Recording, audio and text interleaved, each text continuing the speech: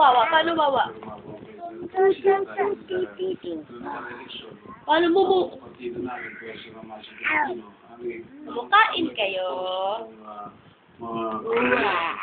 Tapos ulit, tapos ulit.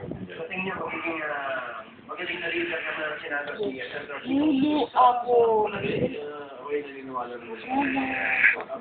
Sa tingin ko, nakatulong po ba yung Paulong Loyla? Paano kain ang mumu? Paano kakain? Influensya. Ano may kinisip? Lahat kami, kilala ni President Gray. Okay. Una po natin sa pag-linombrahan ni Pangulong Noynoy Aquino, hindi po naman siya hindi po dito sa tinatawag na Pro Commission, siya dating yung Justice Hilario Davide Jr. Una po sa tingin niyo po ba tama po kayong pag-uupa ng Pro Commission sa pag-aapol po sa mga sinasabing kaso ng dating Pangulong Noynoy Aquino? Sa ating palagay, dito tingin ka mo sa kanila. Meron pa nga, temporary. Pwede mag-file ng kaso naman sa dating Pangulong Gloria Macapagal-Arroyo. Ang dami ng kaso ni Gloria Macapagal-Arroyo, kahit sino pwede mag-file.